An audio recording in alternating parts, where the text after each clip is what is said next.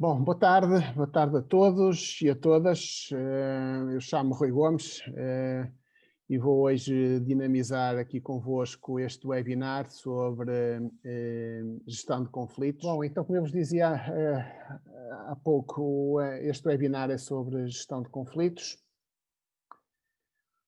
Não vos vou falar dos comportamentos comunicacionais, eles são 16 no nosso sistema de análise. Não vos vou falar de todos eles, porque não é esse o objetivo do webinar de hoje, mas é apenas para vos explicar que os estilos que eu vos vou falar a seguir são, são agregações destes comportamentos que aqui estão. Portanto, é tomando por base os comportamentos que estão neste diapositivo que nós chegamos aos estilos de gestão de conflitos, aos 5 estilos de gestão de conflitos. E, portanto, estes comportamentos são 16 e eles estão organizados em 2 eixos que se cruzam entre si. Um é o que nós chamamos o eixo do impacto, e há comportamentos que nós temos na relação com as outras pessoas e que tendem a potenciar uma relação positiva com elas. Por exemplo, quando nós temos um comportamento de incentivo, incentivar qualquer coisa que a pessoa disse ou que a pessoa está a fazer. Ou temos, infelizmente, pelo lado inverso, comportamentos que têm um potencial negativo, ou seja, que tendem a debilitar a relação com os outros, como, por exemplo, o comportamento de desinteresse, ou seja, alguém está a falar connosco e nós não demonstramos o mínimo de empatia e de atenção àquilo que aquela pessoa nos está a dizer. E isto nós chamamos o eixo do impacto. Há comportamentos que potenciam relações positivas, enquanto que há outros comportamentos que debilitam as relações entre as pessoas. E o segundo eixo chama-se o eixo da iniciativa. E o que é isto do eixo da iniciativa? Na verdade, quando nós estamos a interagir com outras pessoas, uma de duas coisas acontece-nos. Ou nós temos um processo comunicacional que é espontâneo, quer dizer, é um comportamento que fomos nós que decidimos ter. Por exemplo, quando nós, imaginando, procuramos compreender qualquer coisa em relação ao outro e chamamos a pessoa e dizemos: olha, podes-me explicar melhor aquilo que me estavas a dizer no outro dia? E este é um comportamento que nós chamamos de iniciativa espontânea, ou seja, somos nós que decidimos ter esse tipo de comportamento. Ou eles podem ter uma dimensão reativa, portanto, a iniciativa ser reativa. O que quer dizer reativa? Quer dizer que o nosso comportamento aparece como resposta a um comportamento prévio da outra pessoa. Imaginando, por exemplo, que alguém fez uma coisa bem feita e logo que essa pessoa disse ou fez qualquer coisa que nos agradou, nós reforçamos essa pessoa, damos um feedback positivo. E, portanto, é esta conjugação, do nosso ponto de vista, entre o eixo do impacto e o eixo da iniciativa, que nós podemos compreender os comportamentos comunicacionais. E achamos, é a nossa convicção, de que a grande maioria dos comportamentos, aqueles que são mais prevalentes nas relações entre as pessoas, eles enquadram-se dentro destes 2 eixos, por incrível que isto possa parecer, porque o ser humano é extraordinariamente complexo ao nível da comunicação, é muito certamente a espécie à face do nosso planeta que melhor comunica, enfim, que é mais complexa e mais sofisticada na comunicação, e pensarmos que tudo aquilo que nós dizemos com os outros pode ser aglutinado em 2 eixos. Bom, não é assim muito fácil de aceitar, mas à luz daquilo que é o nosso modelo de compreensão dos comportamentos comunicacionais, é assim que nós atuamos. Bom, o que é que são esforços de gestão de conflitos? Do nosso ponto de vista, esforços de gestão de conflitos é tudo aquilo que nós fazemos do ponto de vista comunicacional para lidarmos com uma situação de conflito com outra pessoa. Portanto, o grande objetivo destes comportamentos comunicacionais que nós vamos utilizar numa situação de gestão de conflitos é restabelecer o nosso nível ótimo de funcionamento. Portanto, nós entendemos a comunicação à luz deste conceito de nível ótimo de funcionamento. Todos nós temos um determinado nível de funcionamento que nos é mais confortável, e os processos comunicacionais, aquilo que procuram fazer é restabelecer estes nossos níveis de funcionamento. Quando nós temos um conflito, temos uma divergência de objetivos, basicamente é isso que é um conflito, este nível ótimo de funcionamento é quebrado, baixa. para níveis que podem se tornar até bastante desconfortáveis. Então, e o que é a comunicação à luz deste fenómeno? Do nosso ponto de vista, a comunicação tem apenas este objetivo, que é restabelecer um nível ótimo de funcionamento. Portanto, a comunicação é uma espécie de estratégia de confronto utilizado pelas pessoas para restabelecer o seu nível ótimo de funcionamento. E é assim que tudo aquilo que eu vou dizer agora deve ser entendido. Portanto, que as estratégias comunicacionais visam restabelecer um nível ótimo de funcionamento. Bom, vamos então aos estilos, que é essa parte mais interessante e que eu vos queria falar em maior detalhe hoje no webinar. O primeiro estilo é aquilo que nós chamamos um estilo hesitante. O que é um estilo hesitante? Provavelmente vem-nos à cabeça uma imagem deste género. É aquele tipo de pessoa que não se compromete, não sabe muito bem, não nos deixa muito claro aquilo que pretende, aquilo que é a sua expectativa, aquilo que é o seu objetivo, aquilo que pretende fazer, e, portanto, às vezes pode se tornar bastante desesperante nós interagirmos com alguém que é tanto no seu processo comunicacional. Portanto, utilizarmos um estilo hesitante na gestão de conflitos quer dizer que aquela pessoa com quem estamos a interagir tem um curso de ação que nós chamamos errático. Portanto, nós não compreendemos o que é que ela está a tentar fazer exatamente para resolver aquele problema. Não lhe conseguimos dar um sentido de coerência muito forte. É muito habitual neste tipo de pessoas, perante o conflito, evitarem o conflito. Portanto, procurarem deixar para depois, relegar a situação de tensão para mais tarde, nunca sabemos quando é que é mais tarde. O único problema num hesitante é que, onde ele se torna disfuncional, é que por vezes é de facto necessário resolver o problema. E este evitamento do conflito faz aquilo que nós chamamos o efeito bola de neve, que vai acumulando tensão em cima de tensão, até um ponto que depois se torna muito difícil de gerir e temos às vezes aquelas explosões comunicacionais em situações até relativamente banais e que nos deixam surpreendidos, mas muitas vezes quando isto acontece na relação entre as pessoas, uma discussão enorme perante uma coisa relativamente banal, provavelmente o que nós temos ali são estes fenómenos de circuitos em cadeia de uma ou das duas partes a funcionar no modo hesitante. E, portanto, vão acumulando, por efeito de bola de neve, tensões em cima de tensões. E o estilo hesitante é, portanto, bastante defensivo e é muito evasivo nas respostas, não se compromete com um curso de ação. Bom,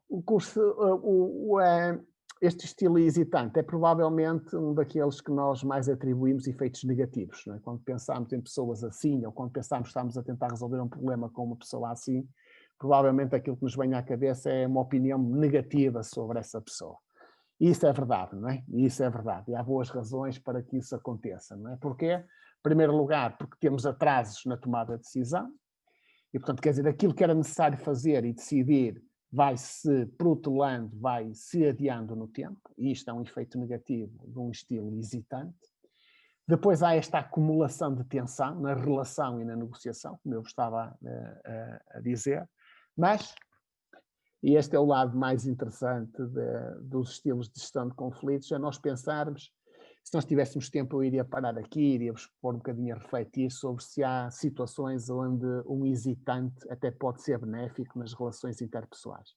E é difícil nós pensarmos que um hesitante até pode ter situações em que é uma boa opção a sua utilização, ok? Mas o tempo não nos ajuda muito, eu vou-vos já, enfim, dar alguns exemplos, circunstâncias onde um hesitante até pode ser relativamente funcional.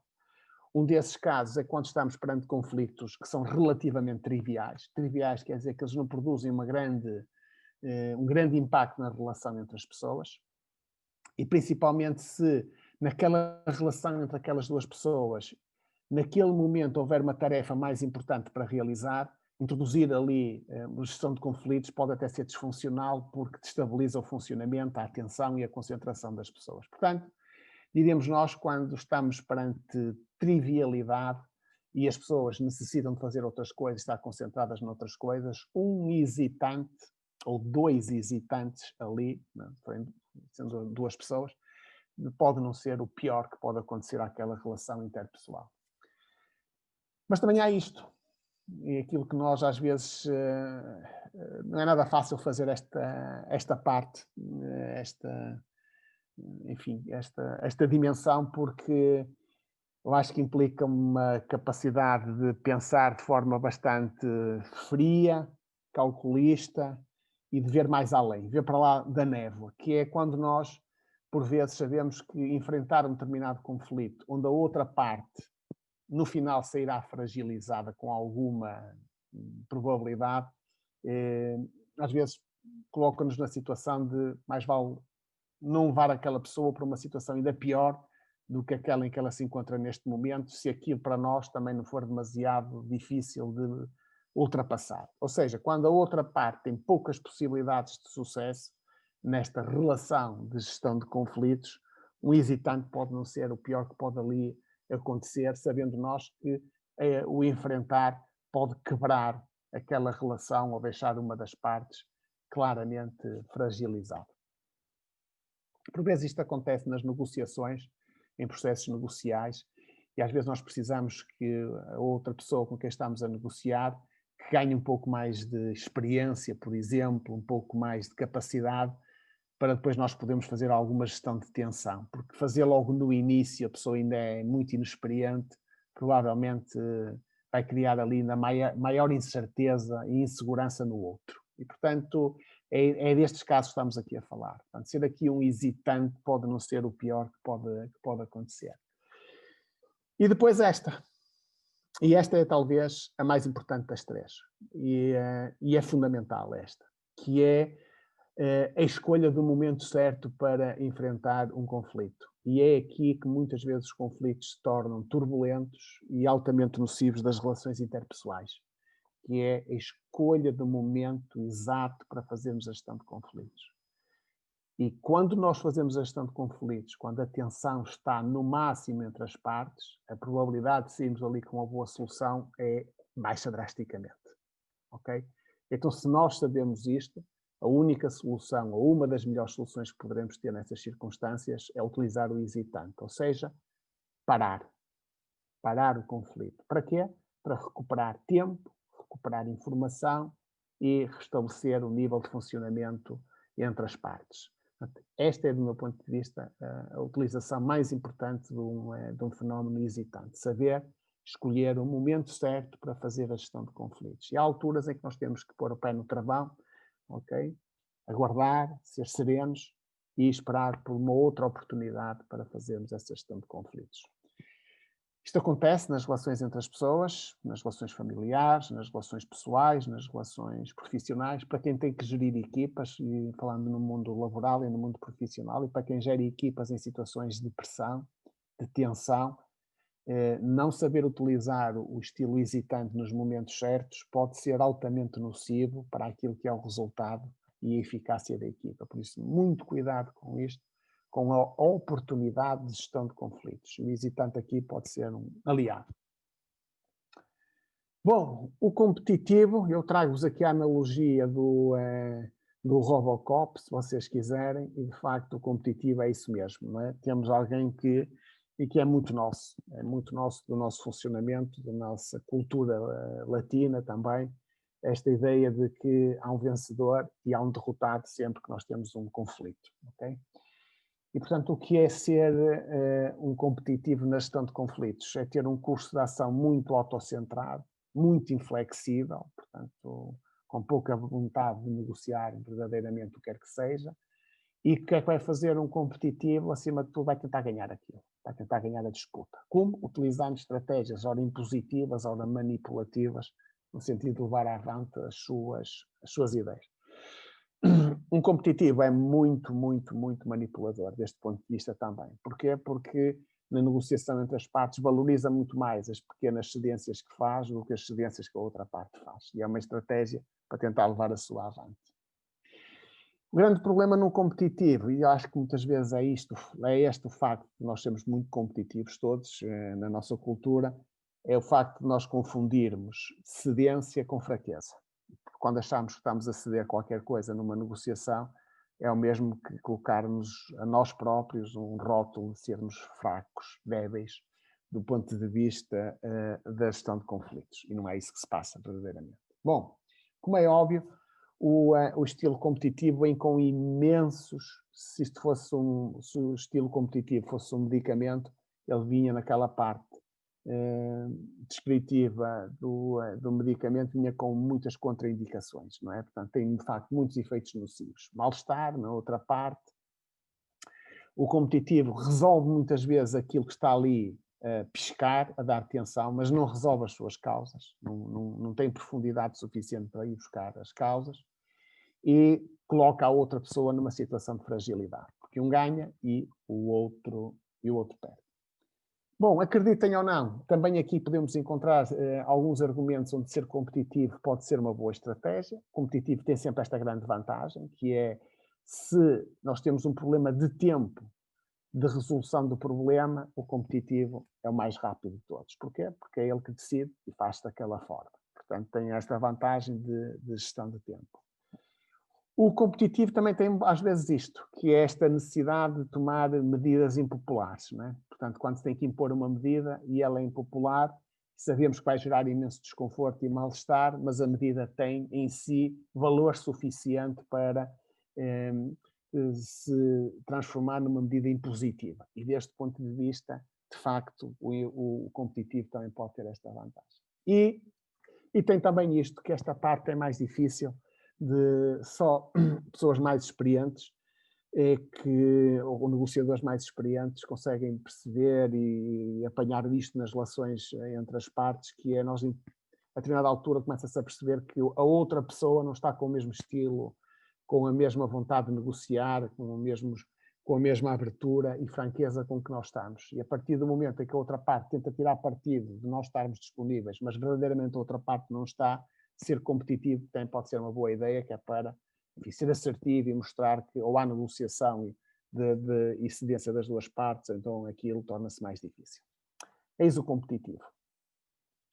Bom, um benevolente, a melhor imagem que eu vos posso trazer aqui, para não se esquecerem, é talvez esta do ursinho de peluche. Um benevolente é, diríamos nós, alguém que desiste de si próprio. Portanto, desiste das suas convicções, desiste das suas necessidades, desiste daquilo que é importante para si em nome do outro. Portanto, valorizando muito a perspectiva e a necessidade do outro. Portanto, o outro vai sempre ganhar naquela gestão de conflitos com perdas que podem ser significativos para o benevolente. Portanto, porquê? Basicamente por isto, por uma valorização, há uma crença muito forte no benevolente de que as boas relações são aquelas que são feitas num bom ambiente entre as partes. E, portanto, se houver um bom ambiente, isso significa que a relação está a funcionar bem. E, portanto, se houver conflito, então mais vale deixá-lo ganhar e levar a bola, como se costuma dizer, para casa e a coisa fica logo resolvida, não é? O benevolente é muito isto, não é? Tem muito esta ideia de que o consenso é bom, o consenso ajuda a que as pessoas se sintam bem nas relações entre si, resolver as coisas com bom senso também, portanto, utilizar o bom senso e ter relações, enfim, pacificadas entre as partes significa que as relações funcionam bem e que estão ótimas. E há realmente um grande receio de rejeição e de avaliações negativas. Portanto, o benevolente está no outro extremo do competitivo, porque é incapaz de tomar medidas que sejam impopulares por causa deste medo de rejeição. Bom, como é óbvio, o benevolente tem também efeitos, contraindicações fortes. A grande contraindicação é esta, que a pessoa anula-se naquela relação, naquele conflito, anula-se, não é? Portanto, porquê? Porque subordina os seus objetivos às necessidades da outra parte, não é? Há uma redução, se for um benevolente que esteja a gerir equipas de trabalho, é de esperar uma redução de eficiência e de eficácia. Nas relações entre as pessoas também, as relações tornam-se menos produtivas do que aquilo que poderia ser interessante. Mas acreditem ou não, o benevolente também tem algum espaço em determinado tipo de situações. Por exemplo, quando nós, é um pouco a mesma questão que nós falávamos anteriormente, que é esta questão de que pode permitir também aqui fazer uma pequena pausa no conflito, gerando um bom ambiente, e esse bom ambiente até pode ajudar a que as pessoas façam o que têm para fazer principalmente se estiverem sob stress. Portanto, ir lá e dar moral às pessoas, e dizer, pronto, ok, deixa, tudo bem, será como tu dizes, mas agora vamos a tentar fazer isto, vamos tentar levar isto avante. Portanto, pode ser, e porquê? Porque fazer isso pode ser uma coisa importante naquele momento, mais importante que resolver até o conflito, e uma vez mais um benevolente, lá está, ser ursinho de peluche, não é? Pode ser uma coisa boa, vai lá, ameniza, e a equipa continua a funcionar, porque era o objetivo naquele momento que funcionasse bem. Depois, também, como é óbvio, se um perde, o outro ganha, não é? Portanto, é de esperar que o outro, a parte que sai vencedora, que saia fortalecida em termos da sua confiança e do seu comprometimento face àquilo que é suposto fazer, não é? Portanto, a outra parte vai dizer, pois, vais ver o que é que eu te estou a dizer, não é? Vamos tentar assim, tu vais ver, não é? E vais ver que isto funciona. Portanto, uma das partes, não é? O benevolente perdeu, e a outra parte vai depois tentar naturalmente executar isto com a melhor capacidade e com o melhor dos seus esforços. Bom, e vamos para o quarto nível, o transacional. O transacional já é uma forma mais, diríamos nós, mais sofisticada de gerir conflitos. E mais sofisticada porque é uma espécie de um jogo de xadrez. É um jogo, diríamos nós que aqui negociar e gerir conflitos é, acima de tudo, uma transação entre as partes. É um jogo de cedências mútuas, não é? Portanto, negociar torna-se um jogo estratégico de cedências mútuas. E, portanto, o que é um transacional? Se vocês quiserem, um exemplo de um transacional é se vocês estiverem a comprar um produto, oferecem 100, o outro vai dizer que quer 120, vocês oferecem 105, ele vai baixar para 115, até chegarem ali a um ponto intermédio em que se entendem entre si. Não é? Portanto, e neste processo nós chamamos de uma gestão naquela relação interpessoal de transação. Transação, quer dizer, eu dou qualquer coisa e espero outra coisa de volta. Portanto, há um grande gosto pelos jogos de bastidores, pela diplomacia, perceber o que é que o outro quer e tentar antecipar o que é que ele vai querer para podermos ajustar o melhor possível. Muito isto, soluções 50-50. Eu cedo aqui, mas vai ter que ceder ali, não é? Quando as negociações se tornam muito difíceis e os pontos de acordo estão quase impossíveis de alcançar, um transacional vai ser muito apelativo de métodos socialmente aceitáveis. Então, se não nos entendemos, vamos fazer aqui uma votação e quem ganhar fica com a sua posição. Bom, efeitos negativos de um transacional é que é isto mesmo, as partes têm que se aproximar fazendo cedências mútuas, portanto, a satisfação nunca é plena, é uma satisfação ou insatisfação moderada. Há uma perda de oportunidades para encontrar soluções novas e verdadeiramente estimulantes, que é aquelas que eu vos vou mostrar já a seguir. E como efeitos positivos de um transacional é, por exemplo, o facto das pessoas pode se tornar eficaz se as pessoas disserem, mas tudo bem, eu também queria aquilo, cedi ali, ele também cedeu ali, pronto, não vale a pena preocupar-nos mais com isto chega e está bom assim. Portanto, um transacional pode ajudar a resolver problemas sem os complexificar demasiado. Depois, também isto, que é, podíamos tentar uma coisa diferente, mas provavelmente isso não ia mesmo ser aceito e mais vale é ficar com isto do que perder tudo. Okay? Portanto, são situações onde o risco de ruptura torna muito difícil nós fazermos outros estilos de gestão de conflitos e o transacional pode ser ali o mais eficaz. E claro, o tempo, uma vez mais o tempo, porque é mais rápido de chegar do que este último estilo de gestão de conflitos que eu vos vou falar já a seguir. Bom, e cá está o último, aquele que é o nosso favorito, que é o estilo transformacional, em que as pessoas supostamente ficam verdadeiramente satisfeitas com a situação de conflito, de gestão de conflitos. Portanto, o que é o poder? Porque numa gestão de conflitos as partes têm poder entre si, não é? Mas o poder aqui não é para impor, para manipular, para transacionar. O poder aqui é usado entre as partes para se procurar realmente uma solução que seja efetivamente boa para as duas partes. E que gerem compromisso total, enquanto que o transacional, pronto, tudo bem, ele cedeu ali, eu cedi ali, pronto, faz isto, ok? Numa negociação transformacional as pessoas ficam, as duas partes, plenamente comprometidas com aquilo que é necessário fazer. E, portanto, num estilo transformacional recusa-se esta ideia do vencedor único. Portanto, não é isso que importa aqui. Importa é que ambas as partes ganhem verdadeiramente no processo negocial e consigam coisas que sejam efetivamente importantes para si próprias. E usa-se muito o confronto, se sentir que o outro está a fazer a mesma coisa que eu vos falava há pouco, no caso do competitivo, que é se acharmos que o outro está a tirar partido de nós porque estamos a fazer uma boa negociação e a sermos francos, então o transformacional também faz isso bem, confrontando.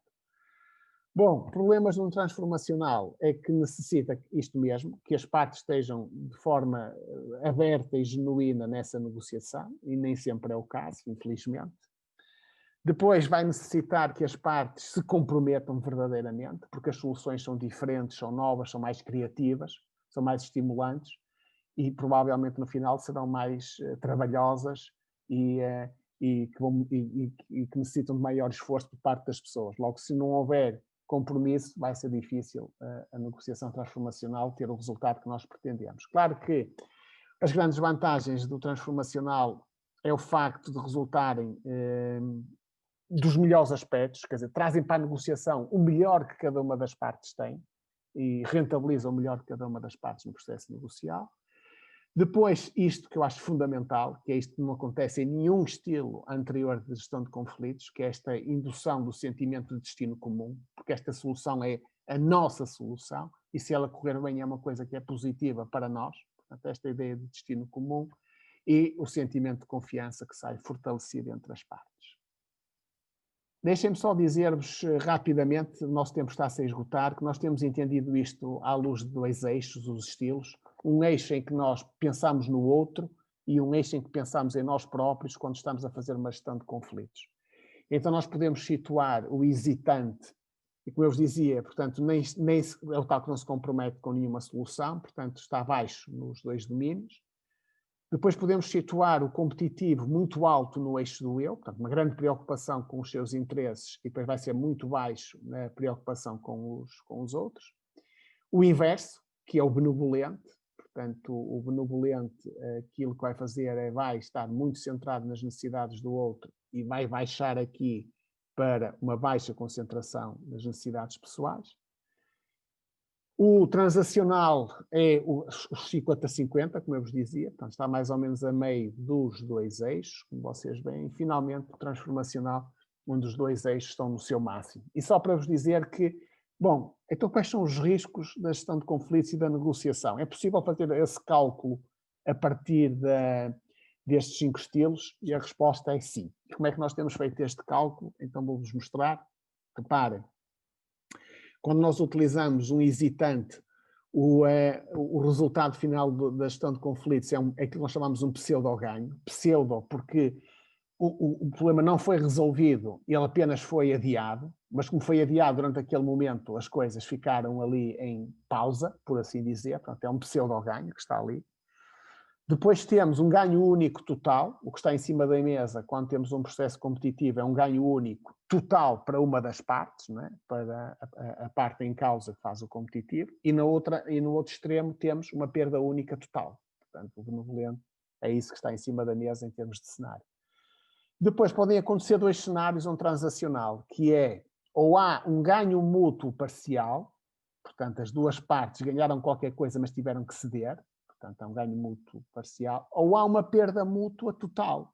Perda mútua total porquê? Porque não chegaram a acordo, disseram, não, tu não baixas, eu também não subo, portanto não há acordo, não há acordo. Portanto, ou há ganho mútuo parcial ou há uma perda mútua total. E quais são os cenários possíveis num processo transformacional? São estes que é um ganho mútuo total, é o único que tem este cenário, por isso é tão extraordinário, o transformacional, em que as partes podem efetivamente ganhar em tudo, mas tem este risco também. E por isso é que é muito difícil fazer, e às vezes tem risco estes processos transformacionais, porque pode haver uma perda mútua total. Bom, e por isso, um bom negociador, uma boa gestão de conflitos, do nosso ponto de vista, tem estes 3 ingredientes, se quisermos. Perceber muito bem aquilo que se está ali a falar, qual é a questão que está ali a desencadear o conflito. É muito importante dominar estes estilos de gestão de conflitos. Como vocês viram, eles têm todos eles momentos em que podem ter algum efeito positivo. E, claro, ter uma relação genuína e fraterna na relação com o outro. Isso é fundamental. Dizer-vos que têm informações sobre os nossos trabalhos no nosso site do grupo de investigação e sobre os nossos programas, já estiveram lá nesse site, na página de internet da Escola de Competências de Vida. E podem sempre entrar em contacto connosco utilizando aqueles dois mails.